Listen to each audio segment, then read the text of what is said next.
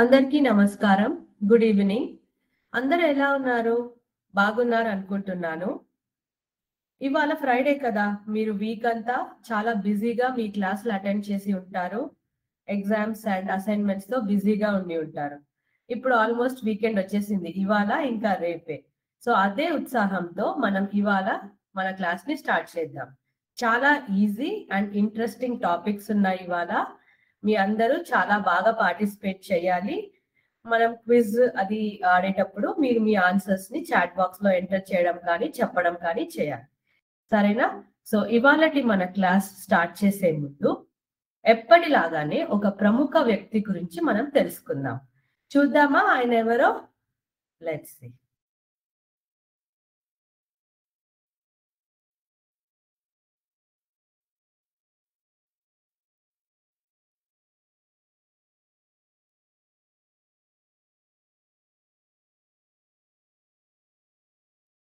Picture చూపిస్తాను. మీలో ఎవరైనా గుర్తుపడతారేమో చూద్దాం.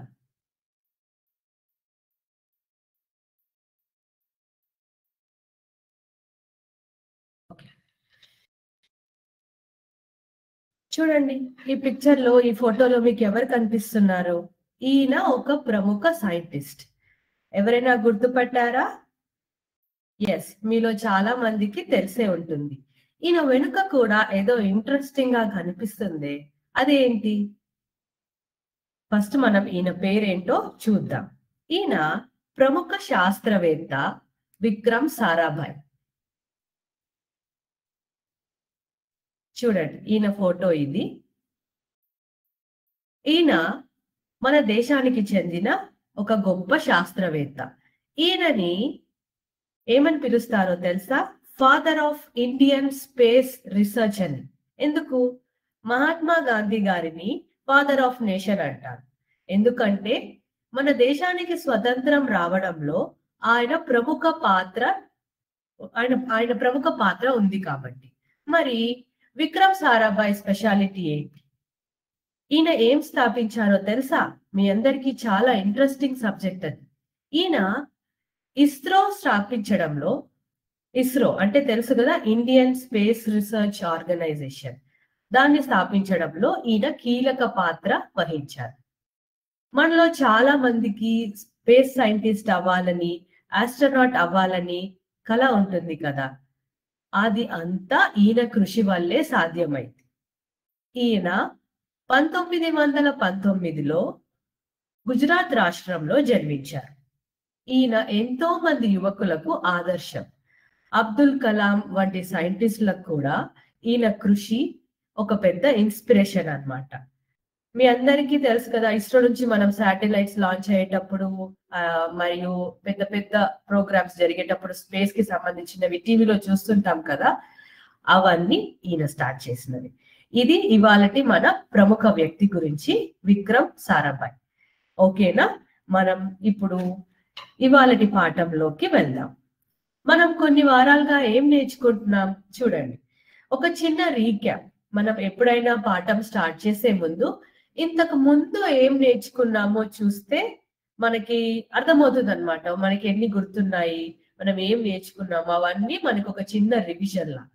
చూడండి, మనం లాస్ట్ ఫ్యూ క్లాసెస్ లో ఏం నేర్చుకున్నాము? Natural resources.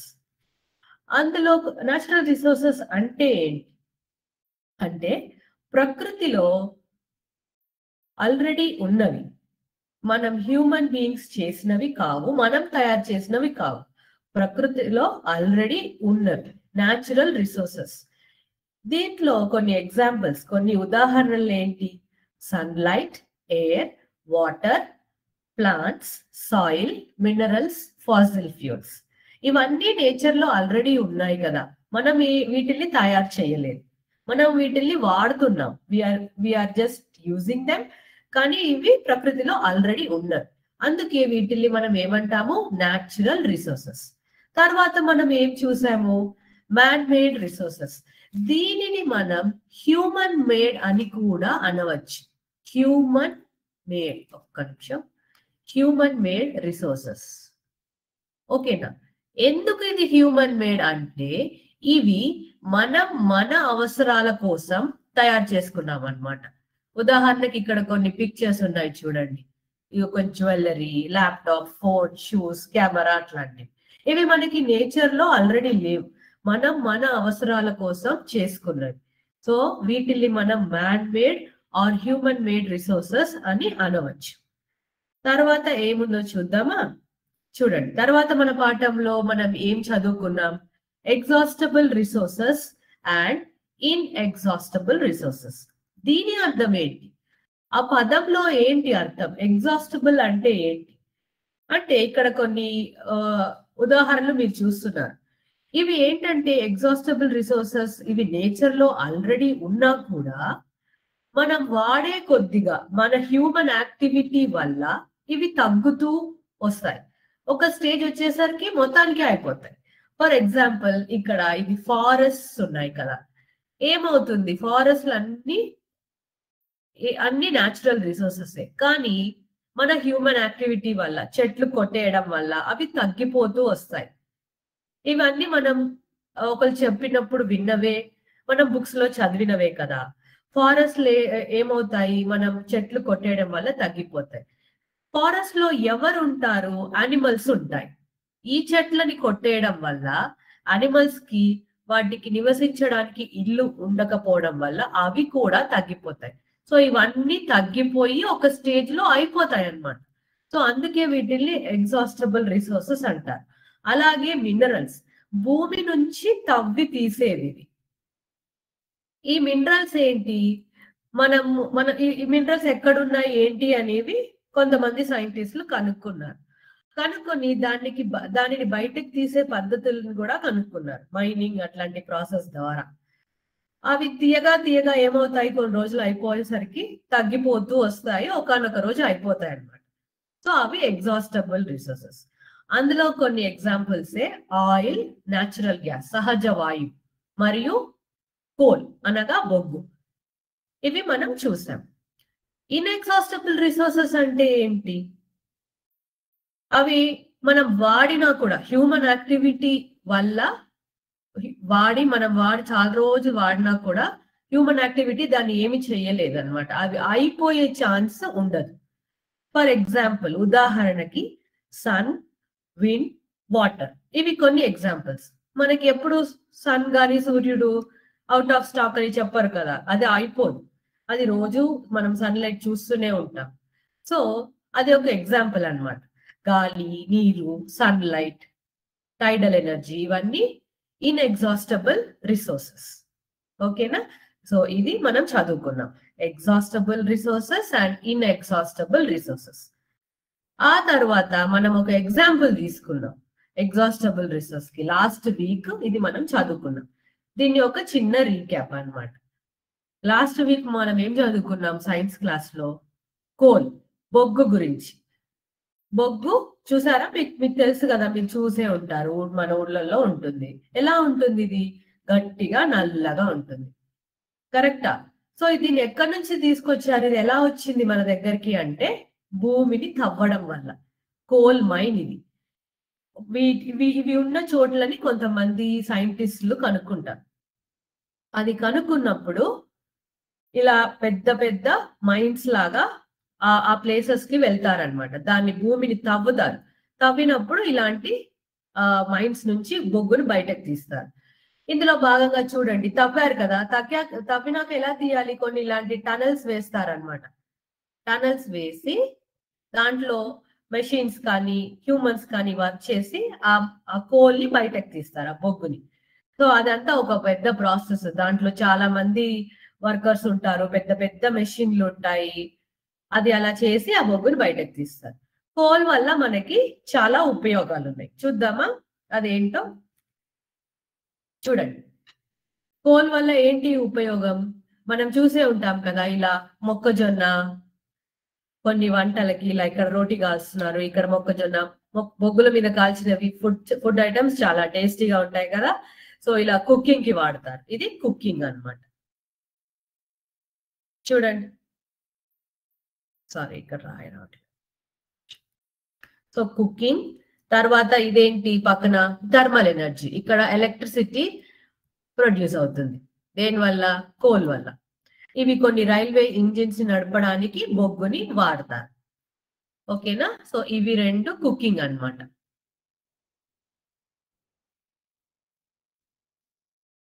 ఓకేనా? సరే బాగుంది. బొగ్గు మనకు దొరికింది భూమిలో. మనం వాడుకున్నాం హాయిగా. అసలు ఎవరు పంపించారు ఈ బొగ్గుని భూమిలోకి? ఇది ఎలా వచ్చింది భూమిలో అనేది మనం స్టోరీ ఆఫ్ కోల్‌లో చదువుకున్నాం. అది భూమి నుంచి మనం ఎలా కనిపెట్టి ఎలా తీసామనే దాన్ని ఒకసారి మనం ఇప్పుడు చిన్నగా రివైజ్ చేసుకుందాం. కోల్ ఎలా వచ్చింది భూమిలోకి? కొన్ని లక్షల కోట్ల సంవత్సరాల ముందు ఇలా అంత పెద్ద పెద్ద దట్టమైన అడవిలు ఉండేవన్నమాట. అప్పుడు ఏమైందంటే బాగా పెద్ద వరదలు వానలు వచ్చినప్పుడు ఆ చెట్లు పడిపోయి భూమిలోకి ఇలా వెళ్ళిపోయి భూమిలోకి వెళ్ళిన చెట్లు ఎన్నో సంవత్సరాలు అలాగే అక్కడున్న సాయిల్ అంటే మట్టి ఇసుక వాటిలతో కలిసి చాలా ఎక్కువ టెంపరేచర్ ఉంటుంది కదా భూమి లోపల. High pressure and high temperature అన్నమాట. రెండు ఎక్కువగా ఉండాలి. ప్రెషర్ అండ్ టెంపరేచర్ తో కలిసి ఏమవుతుంది? బొగ్గులాగా మారుతుంది. మీరు అనొచ్చు, మ్యామ్ మొన్న వానలు వచ్చినప్పుడు మన ఇంటి దగ్గర కూడా చెట్లు పడిపోతాయి కదా, అవన్నీ బొగ్గుగా మారుతాయా అంటే చెప్పలేమన్నమాట. ఎందుకంటే దానికి చాలా టైం పడుతుంది. మన బుక్ లో ఏమని చెప్పారు? 300 మిలియన్ ఇయర్స్ అని చెప్పారు. అంటే 30 crore ఇయర్స్ అన్నమాట. 30 కోట్లు. అన్ని ఇయర్స్ పడుతుంది ఆ పడిపోయిన చెట్లు బొగ్గులాగా మారడానికి. చూసారా ఇక్కడ ఇన్ని లేయర్స్ ఆఫ్ సాయిల్ ఉంది చూడండి. ఇది భూమి, మనం ల్యాండ్. అంత లోపలికి వెళ్ళి అప్పుడు అక్కడ బొగ్గు ఫామ్ అవుతుంది. సో ఏమవ్వాలి? అంత టైం పట్టాలి. మళ్ళీ అంత హై ప్రెషర్ అండ్ టెంపరేచర్ ఉన్నప్పుడు ఆ చెట్లు అనేవి పెద్ద పెద్ద వృక్షాలు అవి ఏంగా మారుతాయి? బొగ్గులాగా మారుతాయి. సో ఇది మనం లాస్ట్ క్లాస్ లో నేర్చుకున్నది. సో కోల్ మళ్ళీ అది ఎలా ఫామ్ అవుతుంది, దాని ఉపయోగాలు ఏంటి. ఇప్పుడు ఇంకొక నెక్స్ట్ విషయం ఏమిటంటే కోల్ ని ప్రాసెస్ చేసినప్పుడు సరే బొగ్గు దొరికేసింది కదా అని మనం అందరం మన హ్యూమన్స్ అన్నమాట సాటిస్ఫై అవ్వకుండా ఇంకా దీన్ని ఏం చేయగలం అని ఆలోచించినప్పుడు కోల్ ని ప్రాసెస్ చేశారు. అదొక విధానం కోల్ నుంచి ఇంకొన్ని ప్రోడక్ట్స్ రాబట్టడానికి. అందులో ముఖ్యమైనవి ఏంటంటే coke, coal tar and coal gas. ఇది కోక్ అన్నమాట. ఇది ఇలా గట్టిగా ఉంటుంది. ఇదేమో సాలిడ్. ఇది సాలిడ్. ఓకేనా? ఇది కోల్ తార్. ఇది ఏమో లిక్విడ్, ద్రవ పదార్థంలో ఉంటుంది, లిక్విడ్. ఇది గ్యాస్. ఓకేనా? సో ఇలా కొన్ని పదార్థాలని కోల్ ప్రాసెస్ చేసి తీశారు. సో ఇదేమో హార్డ్ గా గట్టిగా ఉంటుంది, సాలిడ్. ఇది కోల్ తార్ ఏమో లిక్విడ్ అన్నమాట. సో ఈ ఒక్కొక్క ప్రోడక్ట్ కి మళ్ళీ coke, coal tar and coal gas కి వాటికి ఉపయోగాలు ఉన్నాయి అనమాట. ఫర్ ఎగ్జాంపుల్ కోక్ నుంచి స్టీల్ తయారు చేస్తారు, మెటల్స్ కొన్ని. ఓకేనా? తర్వాత ఈ కోల్ తార్ నుంచి ఈ దీంట్లో 200 కాంపౌండ్స్ ఉంటాయంట ఈ కోల్ తార్ లో. సో దానివల్ల ఏమవుతుంది? ఎన్నో పదార్థాలు తీయచ్చు కోల్ తార్ నుంచి. మనం కొన్ని ఉదాహరణలు చూద్దాం. మరి ఈ కోల్ గ్యాస్ ఎప్పుడు వస్తుంది, ఎలా వస్తుంది అనేది చూద్దామా? ఏమవుతుందంటే కోల్ నుంచి, బొగ్గు నుంచి కోక్ తీస్తాం కదా, ఆ మధ్యలో ఈ ప్రాసెస్ లో కోల్ నుంచి కోక్ ని మనం ఎక్స్ట్రాక్ట్ చేసే ప్రాసెస్ లో కోల్ గ్యాస్ మనకు దొరుకుతుంది. ఓకేనా? సో కోల్ నుంచి కోక్ తీస్తారు, ఆ మధ్యలో ప్రాసెస్ జరిగేటప్పుడు కోల్ గ్యాస్ వస్తుంది అన్నమాట. దీని ఉపయోగాలు ఇప్పుడు చూద్దాం. చూడండి ఇక్కడ 3 ఉన్నాయి. కోక్, ఇది కోల్ తార్ ఇక్కడ ఉంది చూడండి, మరియు ఇది కోల్ గ్యాస్. ఓకేనా? సో కోల్ గ్యాస్ ని పూర్వకాలంలో దాన్ని ఫస్ట్ కనుక్కున్నప్పుడు హీటింగ్ అండ్ లైటింగ్ కి వాడేవారు. రోడ్ల మీద స్ట్రీట్ లైట్స్ అవి వెలిగించడానికి వాడేవారు. మొట్టమొదటిసారి ఎక్కడ వాడారంట? లండన్ అండ్ న్యూయార్క్ నగరాలలో వాడారంట దాన్ని స్ట్రీట్ లైటింగ్ కి. ఓకేనా? తర్వాత చూడండి, నేను చెప్పాను కదా కోల్ తార్ నుంచి చాలా ప్రోడక్ట్స్, దాన్ని రోడ్స్ వేయడానికి, సింథటిక్ డైస్ చేయడానికి, పెస్టిసైడ్స్, మెడిసిన్స్, ఇలా. దీంట్లో ఇంట్రెస్టింగ్ ఏంటంటే నాప్థలిన్ బాల్స్. సో ఇది మనం ఇంట్లో వాడతాం కదా, ఇది కూడా కోల్ తార్ నుంచి చేసినదే. సో ఇవన్నీ కోల్ నుంచి తీసిన products coke, coal and coal gas నుంచి మనం ఉపయోగాలు ఇవన్నీ ఇవి మనం నేర్చుకున్నాం. ఇప్పుడు కొత్తగా ఒకటి నేర్చుకుందాం. చాలా ఇంట్రెస్టింగ్ గా ఉంటుంది, చాలా ఈజీ కూడా. ఒక్కసారి మనం కోల్ నేర్చుకున్నాం కాబట్టి process of the next one also is very similar, same అన్నమాట. ఈజీగా ఉంటుంది, చూద్దాం రండి. ఇవాళ మనం చూసే టాపిక్ ఏంటంటే న్యాచురల్ గ్యాస్, సహజ వాయువు. సో న్యాచురల్ గ్యాస్ ని మనం మామూలుగా సిలిండర్స్ లో, ఏదైనా వెహికల్స్ లో మనం చూసే ఉంటాం. ఒక సిలిండర్ లో అది కంప్రెస్ చేసి దాన్ని క్యారీ చేస్తాం. సో ఈ న్యాచురల్ గ్యాస్ అనేది బొగ్గు లాగానే భూమి నుంచి వచ్చినది. ఉదాహరణ ఇక్కడ ఉంది చూడండి. ఇదేంటి, ఒక సముద్రం ని మోడల్ గా తీసుకున్నాం ఇక్కడ. సో ఏంటంటే బొగ్గులాగానే కొన్ని మిలియన్స్ ఇయర్స్, 300-400 ఇయర్స్ అన్నమాట నుంచి ఉన్న ఓషన్ వేస్ట్, సముద్రం ఆర్ మెరైన్ వేస్ట్ ఉంటుంది కదా. వేస్ట్ అంటే ఏంటి, ఇక్కడ దాంట్లో నివసించే ఈ జీవరాశులన్నీ, ఇక్కడ ఫిష్ కానీ, వేల్ కానీ, మళ్ళీ దాంట్లో ఉండే కొన్ని మొక్కలు.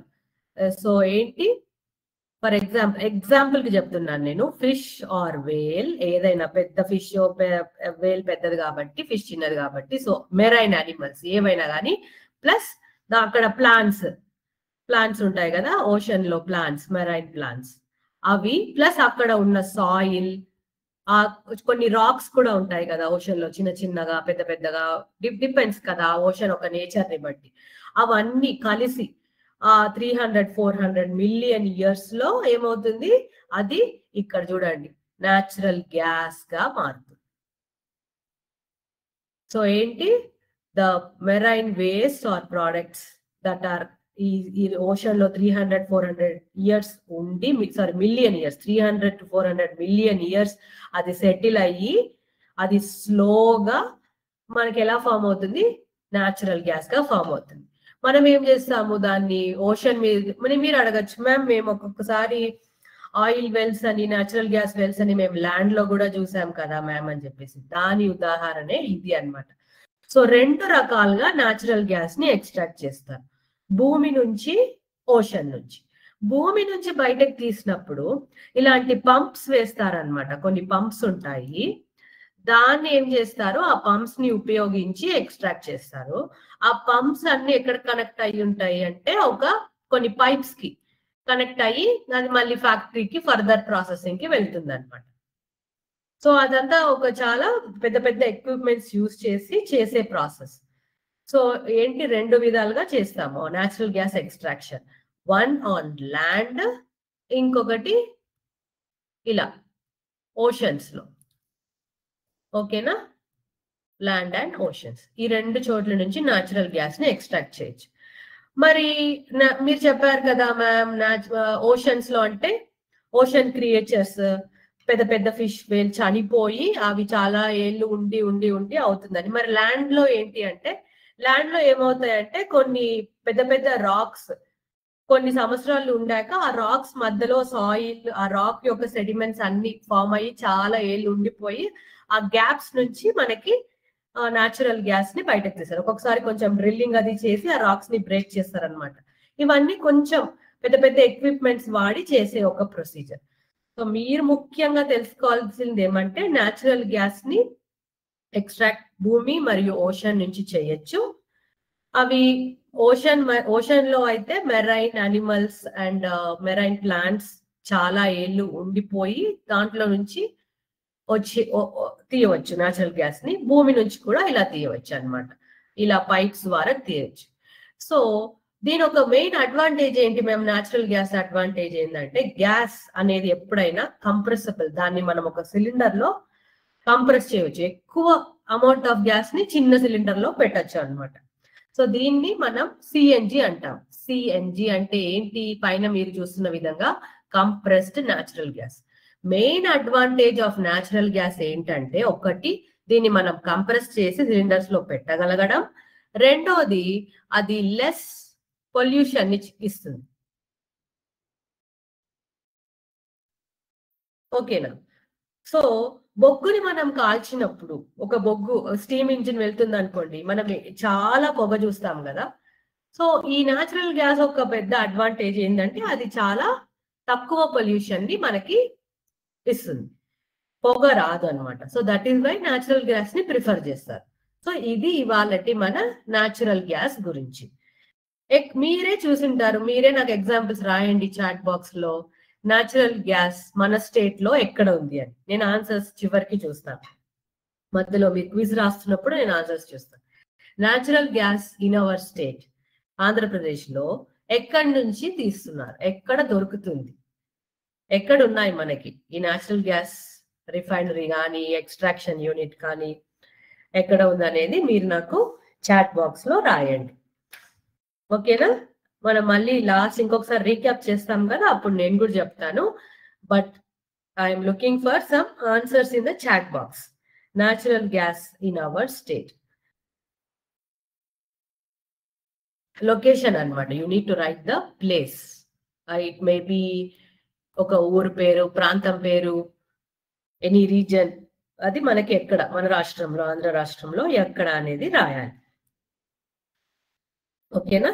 సో ఇది ఇవాళ మన న్యాచురల్ గ్యాస్ గురించి మనం చదువుకున్నాం.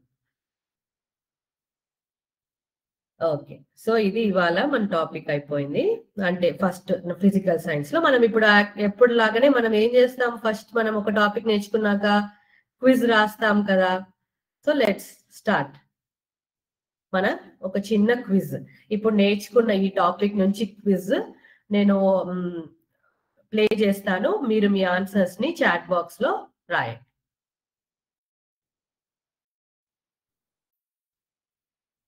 ఓకే, క్విజ్ స్టార్ట్ చేద్దామా?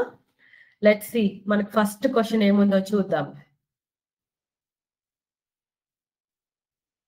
The quiz visible ma'am?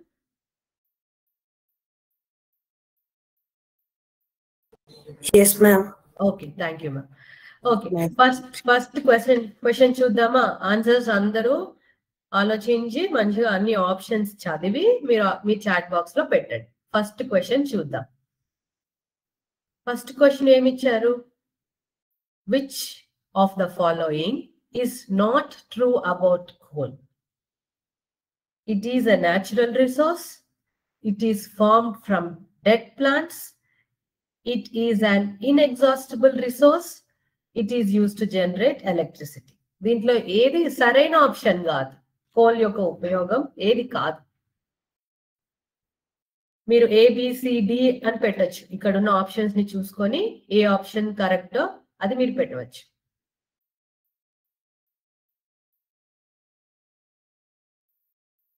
Okay, answer చూద్దామా? ఇట్స్ అన్ ఇన్ఎగ్జాస్టబుల్ రిసోర్స్ అనేది నాట్ ట్రూ, ఎందుకంటే అది ఎగ్జాస్టబుల్ రిసోర్స్, అది అయిపోతుంది మన వాడకం వల్ల. Next question, which of the following is not a by product of coal? Coal నుంచి మనం ఎక్స్ట్రాక్ట్ చేయని పదార్థం ఏంటి? Which is not a product? Coke, coal tar, coal gas and diesel. ఏది కాదు కోల్ నుంచి వచ్చే ప్రోడక్ట్? మీలో చాలా మంది కరెక్ట్ గా చెప్పి ఉంటారు, చూద్దాం మనం కూడా. Diesel, diesel is the correct answer. ఈ ఫస్ట్ మూడు కోల్ యొక్క products. Next, which form of energy is commonly produced using coal in a thermal power plant? Thermal power plant లో వాడేది which form of energy is produced? ఏది produce చేస్తాం మనం thermal, పెద్ద పెద్ద థర్మల్ ప్లాంట్స్ లో కోల్ ని ఉపయోగించి? చూద్దామా ఏంటి ఆన్సర్ అనేది. కోల్ ని ఉపయోగించి థర్మల్ ప్లాంట్ లో ఎలక్ట్రికల్ ఎనర్జీ ప్రొడ్యూస్ చేస్తాం. Next question, coal tar is a mixture of various substances. True or false అని మీరు చెప్పాలి. మ్యామ్ చూస్తున్నారు, మీరు ఏం ఆన్సర్స్ పెడుతున్నారని. I want many answers. All of you have to participate in this quiz. Coal tar is a mixture of various substances. Coal tar మనం చదువుకున్నాం కదా, దాంట్లో చాలా 200 కాంపౌండ్స్ ఉన్నాయి.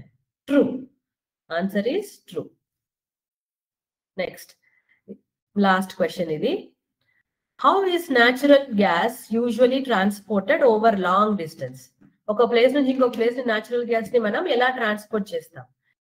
Barrels, through pipelines, by trucks only, in gas cylinders. Through pipeline is correct answer. అదే major advantage of natural gas అన్నమాట. ఓకేనా? Natural gas ని మనం పైప్ లైన్ ద్వారా ట్రాన్స్పోర్ట్ చేయగలగడం ఈజ్ అ అడ్వాంటేజ్ మనకి. ఓకే, ఇప్పుడు మన ఫిజికల్ సైన్స్ టాపిక్ అయిపోయింది. మనం ఇప్పుడు మన బయాలజికల్ సైన్స్ టాపిక్ లోకి వెళ్ళిపోదాం. బయాలజీ. సో చూద్దాం. దీంట్లో ఇవాళ అందరూ చాలా జాగ్రత్తగా శ్రద్ధగా వినాలి టాపిక్. ఈ టాపిక్ చాలా ఈజీ, కానీ దీంట్లో చాలా టర్మ్స్ ఉంటాయి, చాలా డెఫినిషన్స్, కొత్త కొత్త పదాలు ఉంటాయి అన్నమాట. బట్ మీకు కొంచెం శ్రద్ధ, మనం ఇంట్రెస్టింగ్ గా చేద్దాము. నేను చాలా పిక్చర్స్ మోడల్స్ చూపిస్తాను మీకు, క్విజ్ అది పెడదాము, సో దట్ మీకు అర్థమైపోతుంది ఈజీ. సో ఇవాళ మన టాపిక్ నైట్రోజన్ ఫిక్సేషన్. చూద్దాం అసలు దీని అర్థం ఏంటి, దీంట్లో ఏం జరుగుతుంది ప్రాసెస్ అని. ఓకేనా? సో ఇది ఏంటంటే ఇది ఎవ్రీడే జరిగే ప్రాసెస్. సో మనకు అర్థమై మనం అన్ని రోజు చూసేవే కాబట్టి మనకి ఈజీగా రిలేట్ చేసుకోవచ్చు. సో ఫస్ట్ ఏంటంటే మన అట్మాస్ఫియర్ లో, ప్రకృతిలో ఏమేమి ఉన్నాయి గ్యాసెస్ చూడండి. నైట్రోజన్ ఇది దీనికి ఒక ఫిక్స్డ్ పర్సంటేజ్ ఉంది, 78%. ఓకేనా? తర్వాత ఆక్సిజన్ 21%. తర్వాత అదర్ గ్యాసెస్ వచ్చేసి 1%. ఈ అదర్ గ్యాసెస్ లో ఏంటంటే ఇంకా మిగతావన్నీ అన్నమాట, కార్బన్ డైఆక్సైడ్, హీలియం, అట్లాంటివన్నీ, కొంచెం వాటర్ వేపర్, అలాంటివన్నీ ఈ మన అదర్ గ్యాసెస్ లో వస్తాయి. ఓకేనా? ఇవాళ మన హీరో ఎవరంటే ఈ నైట్రోజన్ అన్నమాట. సో ఇవాళ నైట్రోజన్ గురించి మనం డిస్కస్ చేసుకోబోతున్నాం. సో ఏంటి నైట్రోజన్ ఫిక్సేషన్ అంటే ఏంటి మేడం అని అనుకోవచ్చు, మీరు డౌట్ రావచ్చు. సో చూద్దాం అసలు నైట్రోజన్ ఫిక్సేషన్ అంటే ఏంటి అని. ఇక్కడ మన బుక్ లో ఉన్న డెఫినిషన్, లేకపోతే మనం బయట మన టీచర్స్ కానీ ఎవరైనా common general definition nitrogen fixation కి ఏంటంటే, it is a process by which atmospheric nitrogen is converted to usable nitrogen compounds. ఏంటి దీని అర్థం అంటే, ఈ నైట్రోజన్ ని ప్లాంట్స్ అండ్ అనిమల్స్ వాడతాయి. ఎప్పుడైతే మనం అనిమల్స్ అంటున్నామో మనం కూడా ఇంక్లూడెడ్ అనమాట ఈ topic. So plants and animals, ఒక్కోసారి మార్కింగ్ లో తప్పు రావచ్చు, ప్లీజ్ డోంట్ మిస్టేక్ మీ. ఈ అనిమల్స్ లో మనం ఈ నైట్రోజన్ ని వాడతాం. కానీ ప్రాబ్లం ఏంటి అంటే, ఈ నైట్రోజన్ ని ఎలా అయితే అట్మాస్ఫియర్ N2 నైట్రోజన్ గ్యాస్ గా ఇస్తుందో అలా వాడలేమన్నమాట. We can't use the atmospheric nitrogen. Plants and animals cannot absorb the atmospheric nitrogen. So ఇప్పుడు ఏం చేయాలి అంటే, ఈ నైట్రోజన్ గ్యాస్ ఏదైతే ఉందో దీన్ని యూజబుల్ కాంపౌండ్స్ గా మార్చాలి. Usable compounds. So converting this atmospheric nitrogen into this usable compounds is called nitrogen fixation. ఎందుకు యూజబుల్ మ్యామ్? ఇప్పుడు ఆల్రెడీ ఉంది కదా 78% మనకి అన్నట్టే, మన బాడీ కానీ ప్లాంట్స్ కానీ నైట్రోజన్ గ్యాస్ ని in its original form as a nitrogen gas absorb చేసుకోలేదు. ఎందుకు మనకి ఇది కావాలి ప్లాంట్స్ కి కానీ అనిమల్స్ కి కానీ నైట్రోజన్ అంటే, ఫర్ మేకింగ్ ప్రోటీన్స్ అన్నమాట. సో ప్రోటీన్స్ కావాలి కాబట్టి, దాని వల్లనే గ్రోత్ ఉంటుంది కాబట్టి we need this nitrogen compounds. Nitrogen compounds అంటే ఏంటి తేడా నైట్రోజన్ కి నైట్రోజన్ కాంపౌండ్స్ కి అంటే, usable compounds of nitrogen is ammonia or nitrates. ఓకేనా? Nitrites and nitrates. సో దీన్ని మనము అట్మాస్ఫియరిక్ నైట్రోజన్ ని యూజబుల్ కాంపౌండ్స్ ఆఫ్ నైట్రోజన్ గా, అంటే అమోనియా ఆర్ నైట్రేట్స్ గా ఎలా మారుతుందో చూడబోతున్నాం. ఫస్ట్ నైట్రోజన్ ఫిక్సేషన్ జరగాలి. ఆ atmospheric nitrogen usable nitrogen compounds గా మారాలి. అది ఎవరు చేస్తారు? మనమా, ఇంకెవరైనా చేస్తున్నారా నేచర్ లో? మనం ఒకసారి చూద్దాం. చూడండి, రెండు విధాలుగా జరుగుతుంది ఈ నైట్రోజన్ ఫిక్సేషన్ అనేది. ఒకటి లైట్నింగ్, మెరుపులు, లైట్నింగ్ ద్వారా జరుగుతుంది. ఫస్ట్ ఇదే. మెరుపులు వచ్చినప్పుడు ఏమవుతాయంటే, ఆకాశంలో ఇలా మెరుపులు వస్తాయి కదా వర్షం పడే ముందు, పడేటప్పుడు, మెయిన్లీ రెయినీ సీజన్ లో పెద్ద పెద్ద మెరుపులు వచ్చినప్పుడు ఏమవుతుందంటే, పైనుంచి అట్మాస్ఫియర్ లో ఉన్న నైట్రోజన్ ఈ మెరుపులకి ఒక స్పెషల్ క్వాలిటీ ఉందన్నమాట, దాన్ని యూజబుల్ కాంపౌండ్స్ గా మార్చేలాగా. ఓకేనా? దాన్ని యూజబుల్ కాంపౌండ్స్ గా మారుస్తుంది. ఓకే, సో మార్చినప్పుడు ఏమవుతుంది, అది కిందకి మనకి నేలపైకి వస్తుంది కదా, it will come down in the form of rain. పైనుంచి ఇట్లా నైట్రోజన్ యూజబుల్ కాంపౌండ్స్ ని ఇలా రెయిన్ తీసుకొస్తుంది కదా కిందకి. సో అప్పుడు అది సాయిల్ మీద పడేటప్పుడు అది యూజబుల్ గానే వస్తుంది అనమాట. సో అప్పుడు ఏమవుతుంది, సాయిల్ ఏదైతే ఉందో దాన్ని అబ్జర్వ్ చేసుకొని చెట్లు దాని నుంచి పెరుగుతాయి అనమాట. So atmospheric nitrogen is converted into usable nitrogen. మనకి చెట్లకి ఉపయోగపడే విధంగా మారుతుంది. దేని వల్ల? మొదట లైట్నింగ్ వల్ల. అది ఒక రియాక్షన్. అది మెరుపులు ఆ నైట్రోజన్ ని యూజబుల్ కాంపౌండ్స్ గా మారుస్తుంది అనమాట. సో మీరు అడగచ్చు, లైట్నింగ్ రోజు రాదు కదా మేడం, ఏంటి పరిస్థితి అని చెప్పేసి. దానికోసమే ఇది న్యాచురల్ ప్రాసెస్. ఇది వచ్చేసి నేచర్ గిఫ్టెడ్ అనమాట. ఇది న్యాచురల్. ఇదేమో ఇంకొక ప్రాసెస్, మనకి నైట్రోజన్ ఫిక్సింగ్ బ్యాక్టీరియా మనకి హెల్ప్ చేస్తుంది. ఇది బయోలాజికల్ ప్రాసెస్. ఓకే,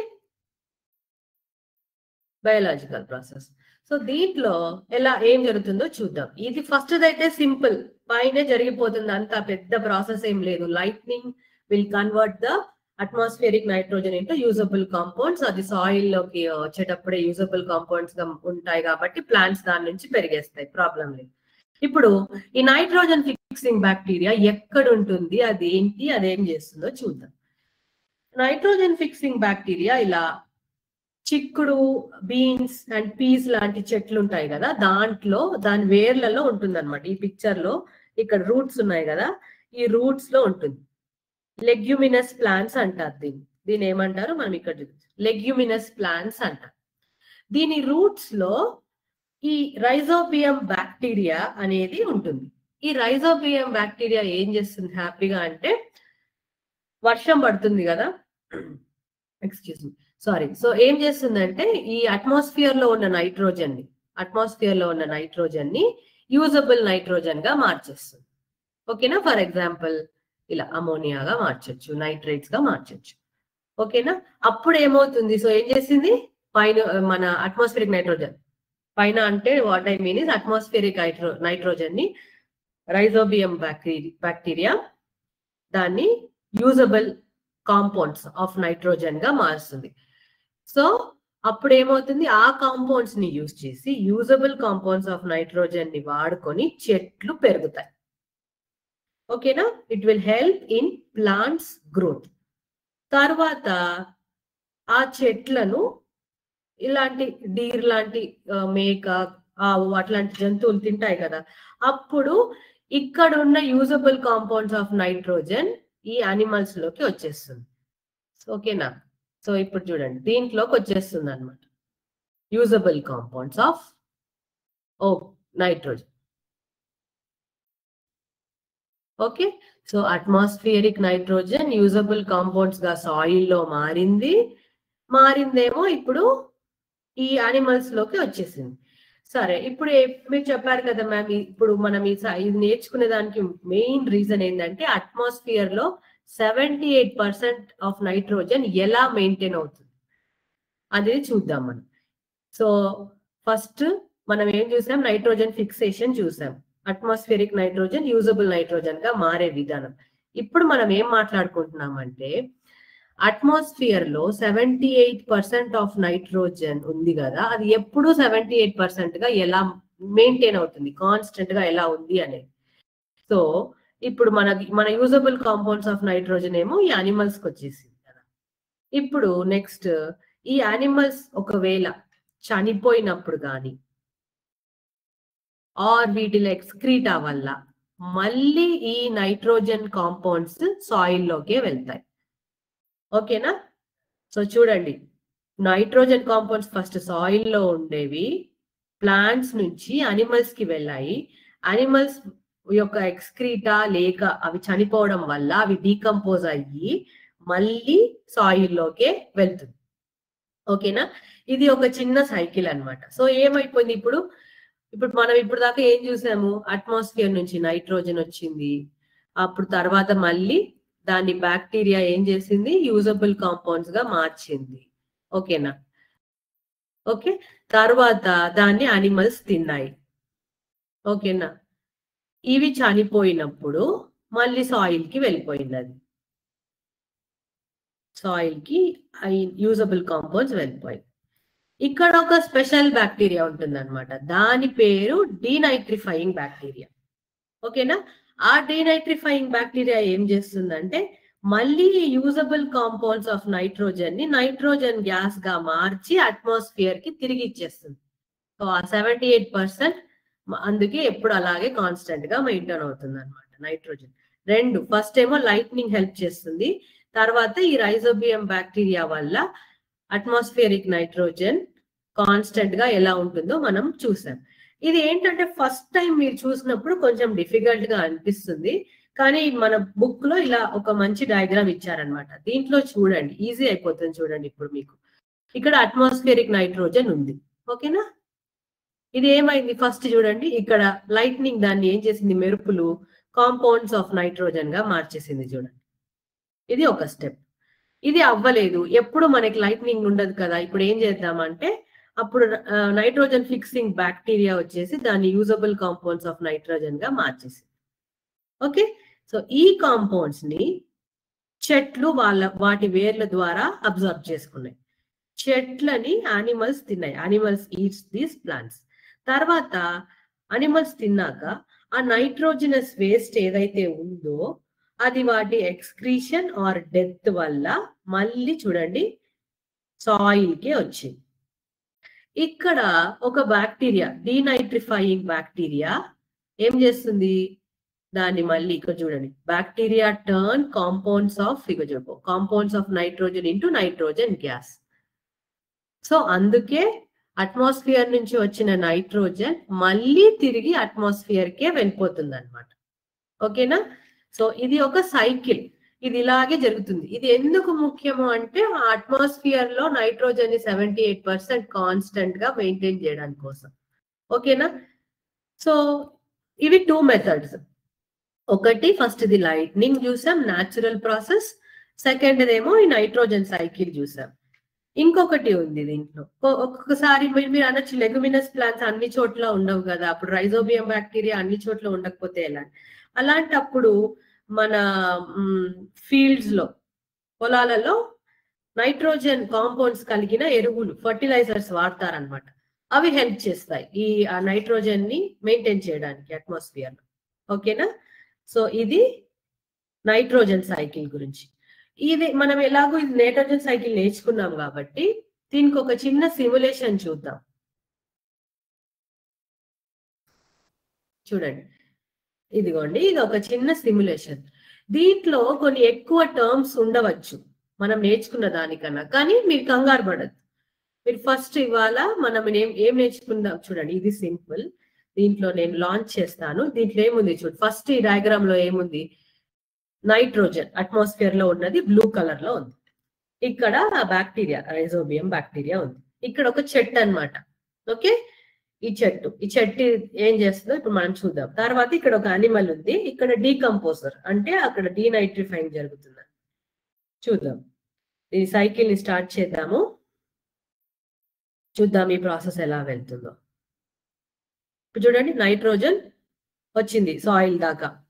అప్పుడు ఏమవుతుంది, రైజోబియం బ్యాక్టీరియా అలర్ట్ అయిపోతుంది, దాన్ని అమోనియాగా మారుస్తుంది. Like usable compounds. చెట్లు పెరిగాయి, దానివల్ల యానిమల్స్ వచ్చి తింటున్నాయి దాన్ని. చూసారా?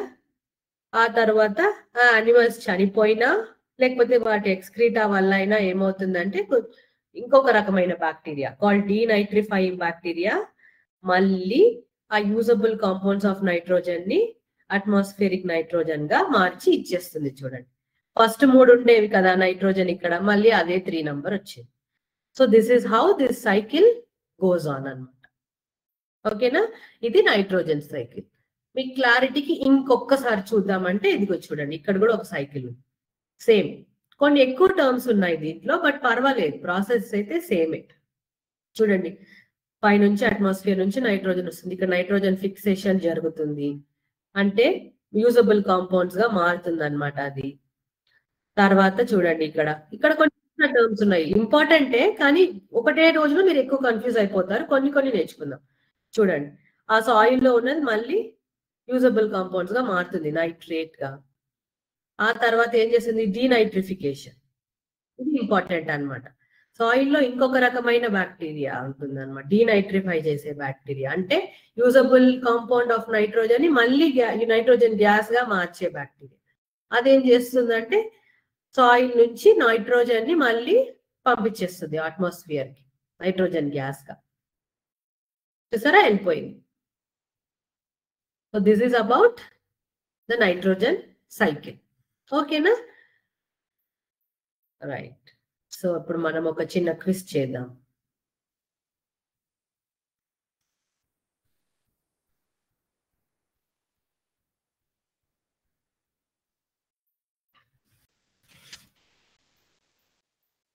ఓకే, సో ఇప్పుడు ఈ నైట్రోజన్ సైకిల్ గురించి నేర్చుకున్నాం కదా. నైట్రోజన్ ఫిక్సేషన్, నైట్రోజన్ సైకిల్ రెండు ముఖ్యమే. రెండిట్లో కొన్ని ఎక్కువ టర్మ్స్ ఉంటాయి, డెఫినేషన్స్ ఉంటాయి.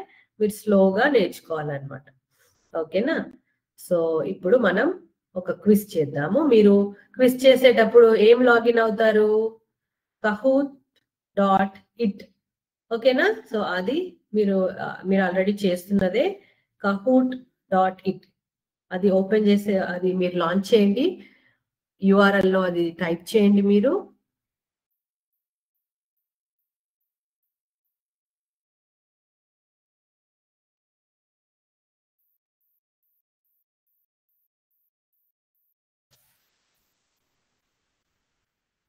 ఓకేనా? సో ఇప్పుడు మనం kahoot.it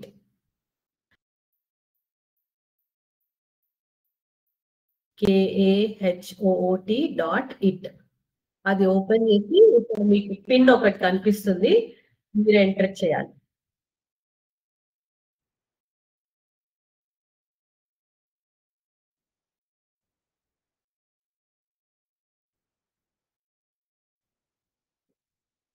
పిన్ కనిపిస్తుంది చూడండి, 757072.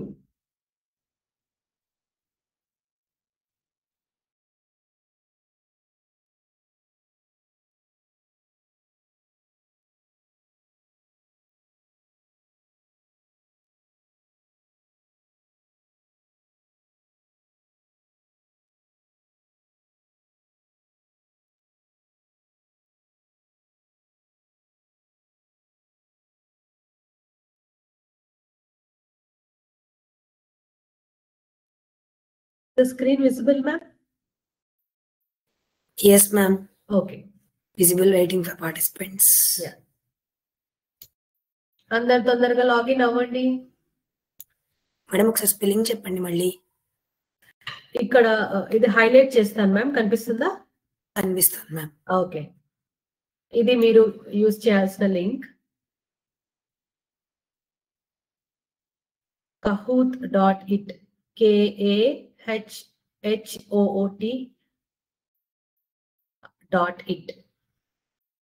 మెల్లిగా లాగిన్ అవుతున్నారు. Very nice.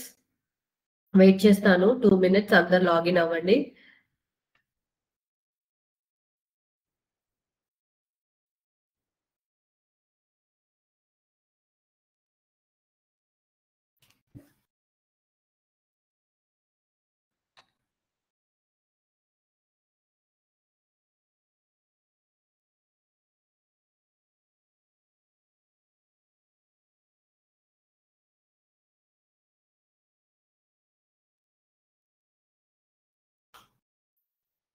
I'll wait for 1 more minute so that we'll have more participants. చాలా మందితో ఆడితే ఇట్స్ వెరీ ఫన్ కదా, బాగుంటుంది గేమ్ కాబట్టి. జాయిన్ అవ్వండి. ఇంకో 1 minute టైం తీసుకోండి. ఎవ్రీబడి యూస్ దిస్ లింక్, ఇక్కడ హైలైట్ చేసినది, దాంట్లో ఈ పిన్ ఎంటర్ చేయాలి.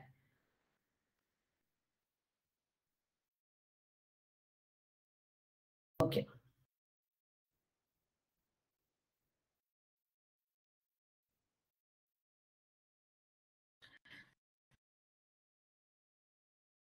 లాగిన్ అవ్వలేని వాళ్ళు చాట్ బాక్స్ లో ఆన్సర్ ఎంటర్ చేయవచ్చు. మ్యామ్ చూస్తారు, నేను కూడా చూస్తాను. So you can answer in the chat box. Options రాయొచ్చు, ఆన్సర్స్ అయినా రాయొచ్చు. పార్టిసిపేషన్ ఈజ్ ఇంపార్టెంట్ అన్నమాట. మీకు కరెక్ట్ ఆన్సర్ తెలవడం, కాన్సెప్ట్ అర్థం కావడం important. Okay right. So let's start the game. చూద్దాం ఫస్ట్ క్వశ్చన్. ఇది మన టాపిక్ కదా. ఓకే, సో ఫస్ట్ క్వశ్చన్ ఏమొస్తుంది?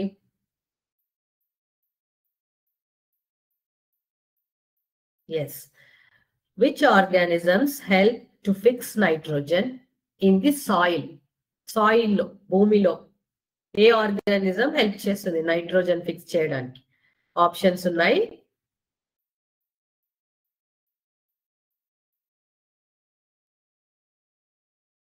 ఎస్, ఆన్సర్ చేస్తున్నారు. Very nice, very good. Next,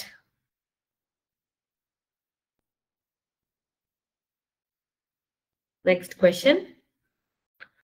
why do plants need nitrogen? అసలు ఎందుకు కావాలి ప్లాంట్స్ కి నైట్రోజన్? ఆప్షన్స్ ఉన్నాయి చూడండి.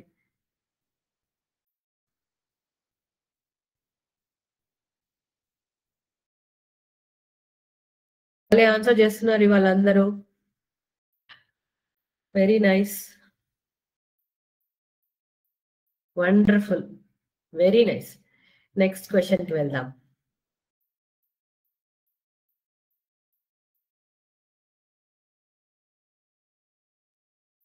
Which of the following is a natural way to fix, which of the following is a natural way nitrogen is fixed in the environment? Natural process, the way nitrogen is fixed. చాలా సార్లు చెప్పుకున్నాం ఇవాళ class లో. Very good. ఇప్పుడు next question, last question ఇది చూడండి. What percentage of earth's atmosphere is made up of nitrogen?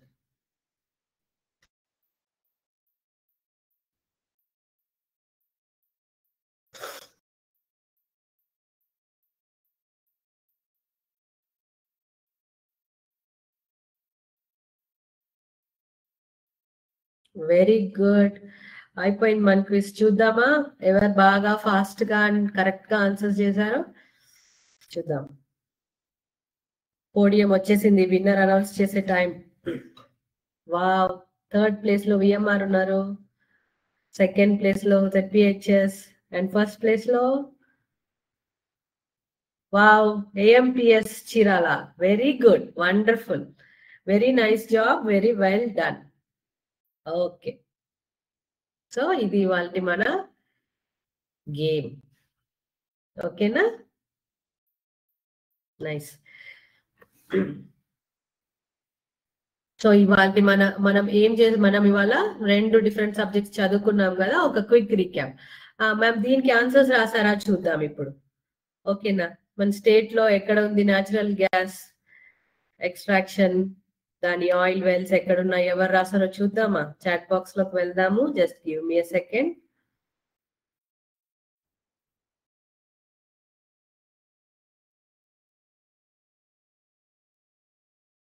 Okay,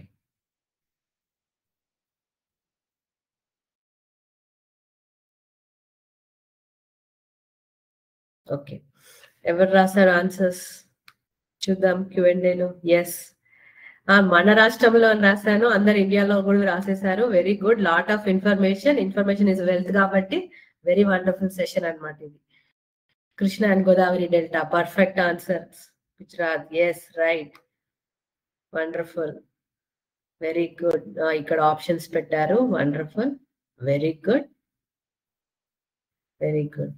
yes, diesel అవన్నీ రాశారు. Lightning, good good, 78, very good. Colour code కూడా పెట్టారు, వండర్ఫుల్, వెరీ గుడ్.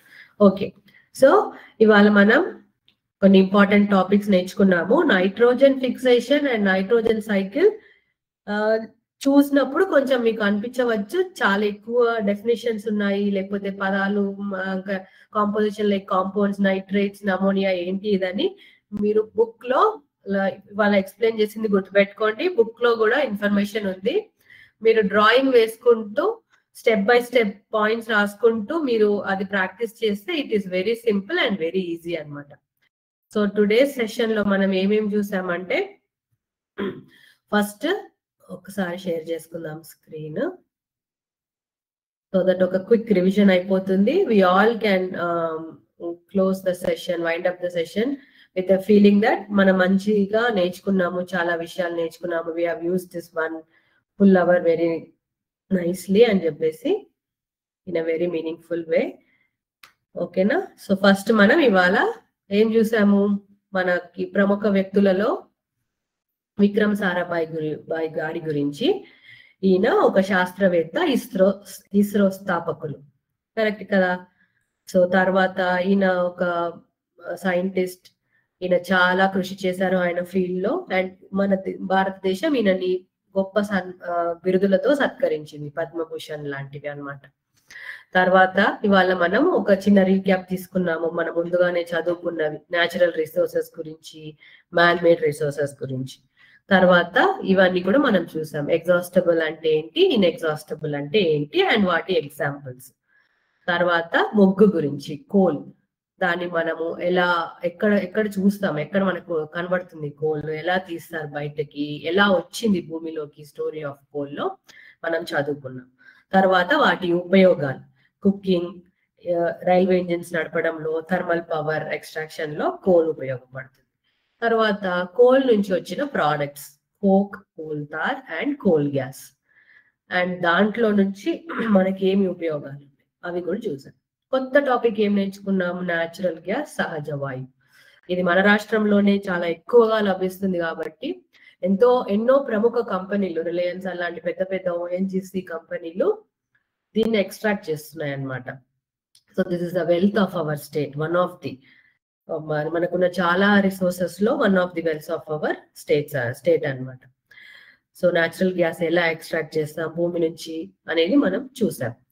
తర్వాత దాన్ని ఎలా ట్రాన్స్పోర్ట్ చేస్తారు పైప్స్ ద్వారా అనేది కూడా చూసాం. లాస్ట్ గా మీరు నాకు మంచిగా ఆన్సర్స్ ఇచ్చారు, ఈ స్టేట్ లో ఎక్కడ న్యాచురల్ గ్యాస్ దొరుకుతుంది. సో ఇది ఇక్కడికి అయిపోయింది. So this is our session for today. మళ్ళీ నెక్స్ట్ సెషన్ లో మనం మళ్ళీ కలుద్దాము. ఓకే, అంతవరకు సెలవు. Thank you. I thank the school management, the students and the support staff. Jai Vidya Shakti, Jai Hind.